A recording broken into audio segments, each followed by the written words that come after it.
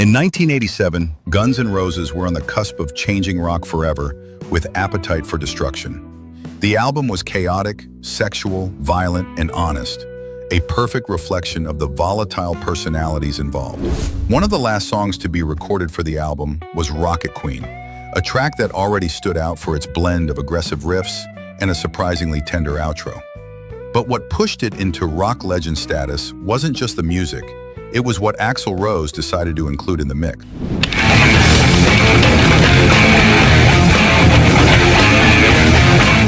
According to multiple interviews, including one with Adriana Smith herself, Axl Rose asked her to record a sexual encounter with him in the studio to be used as a background layer in Rocket Queen. Adriana, who was dating Steven Adler at the time, the band's drummer, agreed to it, though years later she expressed deep regrets. The recording allegedly took place late at night in Studio D of Sound City in Van Nuys, California. The rest of the band was either out or passed out, while Axl and Adriana entered the vocal booth. The studio engineers set up microphones to capture the audio. The story goes that during the encounter, Adriana was drunk and emotionally unstable, not fully realizing the weight of what she was agreeing to. The sexual moans you hear in the bridge section of Rocket Queen, specifically between the 2:45 and 3:30 mark, are said to come directly from that studio session. The mix engineers layered the moans under the bridge to give the track a sensual, almost voyeuristic atmosphere. This was, according to Axl, an attempt to give fans a real, raw experience.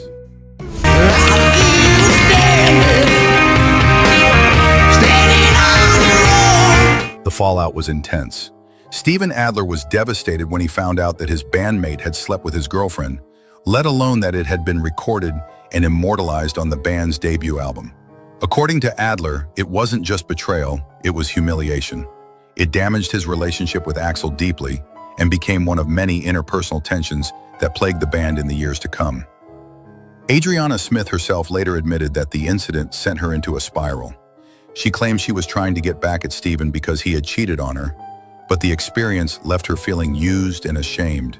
She later said in interviews that she was not in a healthy mental state during the recording and that the decision haunts her.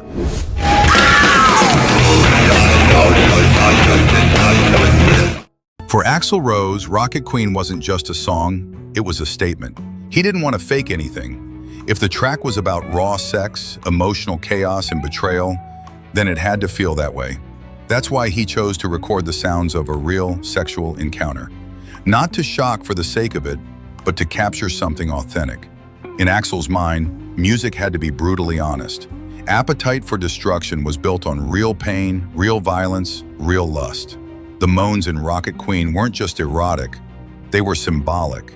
They represented how love, sex, and destruction are often inseparable. The first half of the song is aggressive and lustful. The second half is tender and regretful. That contrast is the heart of the track. There was also something personal and darker behind the act. Recording sex with Steven Adler's girlfriend wasn't just about art. It hinted at power, revenge, or even emotional self-destruction. But to Axl, all of that was part of the story the song needed to tell. He never apologized for it, because to him, Rocket Queen wasn't just about pleasure, it was about truth. Ugly, chaotic, and unforgettable.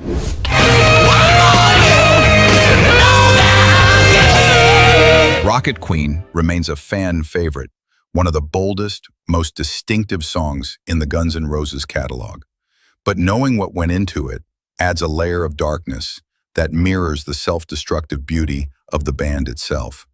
It was a song forged in betrayal, emotional chaos, addiction, and raw ambition. In many ways, that night in the studio encapsulates the entire Guns N' Roses mythos: blurred boundaries, artistic obsession, ego clashes, emotional fallout, and the high price of authentic rock and roll. That moment, buried beneath layers of guitars and drums, is more than a salacious anecdote. It's a painful reminder that art, especially when it's mined from real human lives, leaves scars. But what about you? What do you think about this story? And what do you think of the song itself? Let me know in the comments below. I'm excited to hear your thoughts.